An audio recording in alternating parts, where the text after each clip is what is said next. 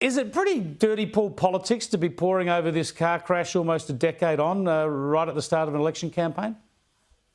Well, Chris, good afternoon. And I think the bottom line is that Victorians are sick to death with Daniel Andrews not being honest with them, and that's another example. At the very centre of this campaign is serious integrity questions about this government. This is a government which has been mired in corruption allegations, compounded, of course, by the record debt that Victoria is now in, the infrastructure fails, the health crisis. I mean, this is a state running off the rails. And that's why we very much hope that Matthew Guy and the Liberal National Government becomes the new government on the 26th of November. Yeah, well, this car crash issue, it's strange that it's all coming up again now. I know it's not being pushed hard as a political issue. The media are probing it, but there are questions to be answered, I suppose. But it doesn't at this stage seem to amount to a hill of beans.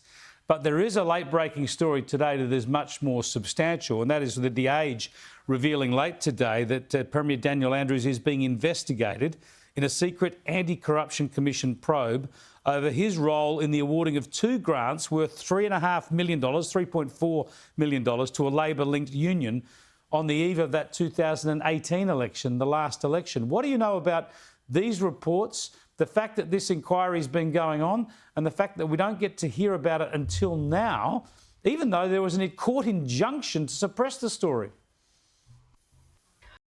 Well, Chris, I only know what I have read in the newspapers, but what I do know is that Daniel Andrews has not come clean about a number of corruption inquiries involving him. As I say, this is a government mired in allegations of corruption. It is a dirty government. It is a government that is beyond its use by date. And frankly, Victorians deserve a fresh start. This is looking extremely concerning, Chris. As I say, it is time. It is time to ditch Dan. Victorians have had enough. And frankly, I say to all Victorians, don't let Daniel Andrews get away with this any longer. Well, obviously, those issues of health and transport are going to continue to be to dominate the campaign. There's a big policy difference between the parties when it comes to health and transport, trading one in for the other, really. But this revelation of this corruption inquiry threatens to be the big issue of the campaign, I would have thought. Well, look, absolutely. We know, of course, that Daniel Andrews has not made Victorians' health a priority. In fact, the 000 crisis has resulted in some 33 deaths. Frankly, we are seeing story after story of health disaster in this state. We are seeing story after story of allegations of corruption. It is time, Chris. This is a government that is no longer acting in the best interests of Victorians. And we saw, of course, Anthony Albanese put all of his money, 90% of infrastructure funding, into this suburban rail loop, which is untested and not supported by Infrastructure Australia.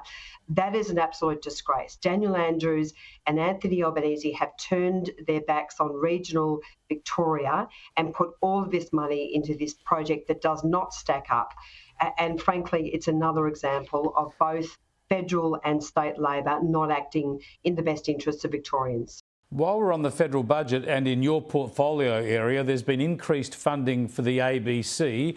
Is that warranted in the current climate when we're supposed to be tackling inflation and trying to get the budget in order? And also when the ABC is just tapping in now to a lot of money from the private sector through the deal with the big tech giants?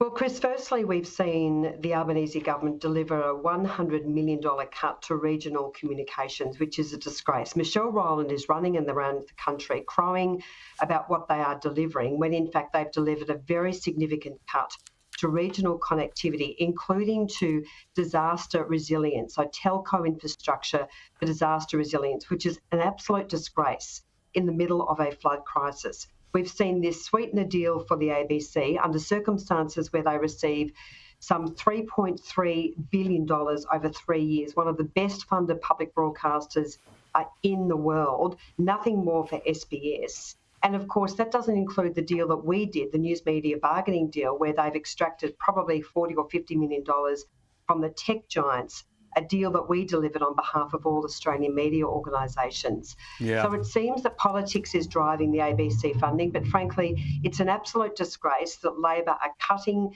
its investment in regional communications, cutting programs like disaster resilience, really important programs like investments in 5G innovation, and of course, wasting taxpayers' funds